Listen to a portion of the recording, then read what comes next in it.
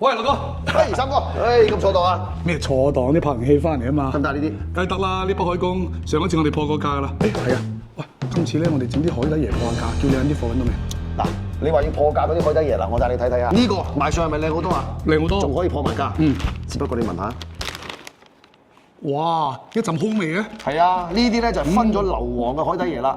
你諗下，本身海底爺咧真係要即係順下條氣噶嘛。但係呢啲越飲越大鑊啊！真正靚嘅海底爺，你聞聞。嗱，呢啲咪清香咯。係啊，有一陣椰香嘅味道啊。冇錯啦。所以永遠一分錢一分貨㗎，唔係隨便可以破價㗎。呢啲先係真正海底爺啊嘛。係啊。哇喂，仲有啊！你講海參都係啊，海參呢兩條海參，呢條睇落去係咪仲大條啲啊？係咯。但係其實啲刺又唔飽滿，跟住咧呢條參咧，你睇下墮晒落嚟啊！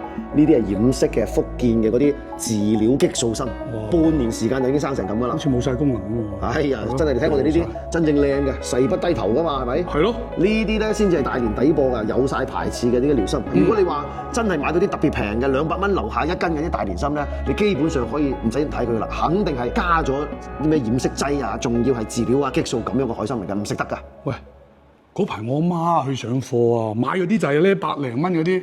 哇！我要同佢講講先睇。嗱，森哥，嗱，仲有啊！之所以選擇同你合體直播咁多次咧，其實都係睇啱大家價值觀相同。你知啦，滋補品咧食落肚啊嘛嚇，健康先至第一位㗎，唔係話一味要揀啲 cheap 嘢平嘢㗎，最緊要品質。冇錯，最緊要品質。而且咧，滋補咧亦都係咧我哋廣府美食文化一部分嚟㗎嘛。冇錯，所以我哋一定要同聲同氣，同撈同煲。